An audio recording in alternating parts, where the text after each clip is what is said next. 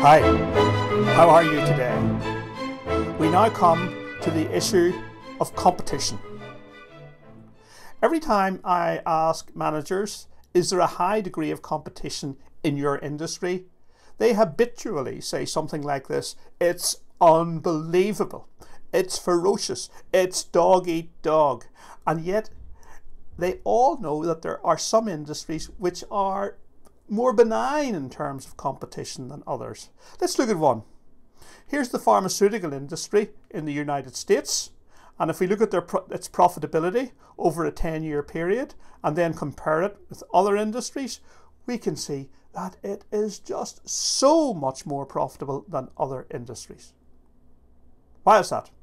Why is the pharmaceutical industry such that it consistently earns above average return on capital employed? That's what this chapter is about. And we're going to do it at three levels. First of all, looking at those broad industry forces which determine the overall profitability of the industry. Then looking at it at the level of the firm and seeing what is the competitive position of the individual firm. And then at the finest level of aggregation, looking at who your firm's actual competitors are. Let's start with the overall industry analysis. And whenever we see an industry which is destroyed by competition or is actually not competitive at all, is it coincidence? Is it luck? Is it supply and demand? No, it's more than that. It is the underlying structure, and it's not just competitors, but it's other forces as well. The person who brought this into the arena was Michael Porter, and he said the first force is the power of buyers. If buyers are very powerful, they tend to drive down your profitability. The second one, which is the mirror image of it, is the power of suppliers. If your suppliers are very powerful, it will tend to drive down your level of profitability. The next one is the threat of new entrants. The greater the threat of new entrants, the less profitable you're going to be. Then we have the threat of substitutes. If there are substitutes available, it tends to push down your profitability. And finally, there is the degree of rivalry that prevails within your industry, and the greater the degree of rivalry, the less profitable you're going to be. These are the 5 major forces enunciated by Michael Porter and his model of competitive strategy. You will need to read these up in greater detail to really understand them in this chapter. Porter recommends that every firm finds a position in the industry where it can best defend itself, and it does this by using a generic strategy, and there are 3 of them. Here they are: high volume, low cost, differentiation, and focus. Let's look at them in a little more detail.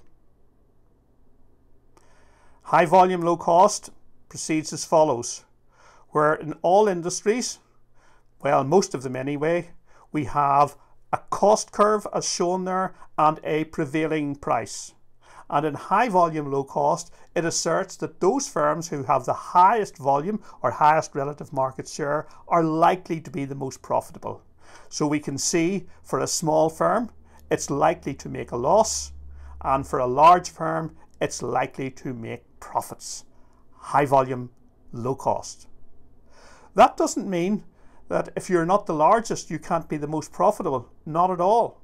There's a second generic strategy, which is the strategy of differentiation.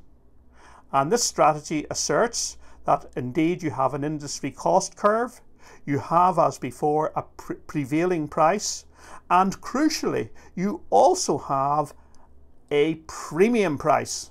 So if your company is able to charge a premium price, even though it may not be the largest, it may still be the most profitable. There's the profits for the largest player, and here are the profits for the quality or differentiated player. That the premium price gives them higher levels of profits. The strategy of differentiation. The third strategy is focus, and focus means that you focus on a very small segment of the market and have unbelievably huge volumes but just in a tiny little segment, or you could have a differentiated focus where the cachet of distinctiveness which you endow your product or service with is such that even though you're rather small, you still make a premium. Which generic strategy should you have? Well, it really depends on your circumstances, but you must pick one and resolutely pursue it. And each of them has differences in terms of styles, resources, structures, etc. One of the things that companies often say is that the only axis of competition is price. And I want to suggest to you that it is the worst lever of all to use, because it generates lower profits and it also generates disloyal buyers, and it's very easy. Here are better ways in which to wage competitive battles. Promotion, distribution, innovation, service, and quality. One of the worst things of all is to be neither. And here we have something called the U-shaped curve, which is the return on capital employed. And if companies have a relatively low market share and yet they have high quality, their return on capital employed is likely to be large. If they have a high relative market share and their quality is not necessarily premium, they're likely to be very profitable. And the worst one of all is to be stuck in the middle, where the firm neither has the volume to be low cost nor the differentiation to be the quality player. People say, does this model still apply on the internet? Absolutely. It's more important than ever. The internet has had the effect of reducing switching costs, and it also presents fantastic opportunities to resolutely pursue a generic strategy. In terms of the practical application of this model, you can set out a table like this and then put down the power of buyers, the power of suppliers, the threat of new entrants, the threat of substitutes, and the degree of rivalry, and have a talk about it.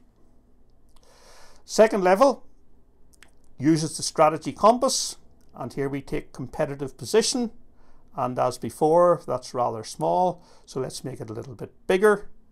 And here along the top we have the years, and down the left hand side we have the issues, which are sales, market share of the largest competitor, relative market share, relative product quality, etc, etc. And finally we can look at who the actual competitors are.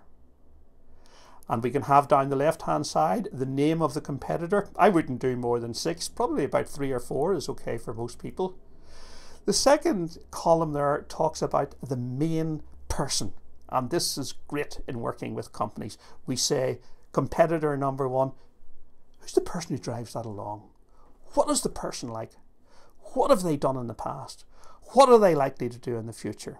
And the rest of the headings along the top are self-explanatory. What's been their growth rate? Is it a leader or a follower? What is their strategy?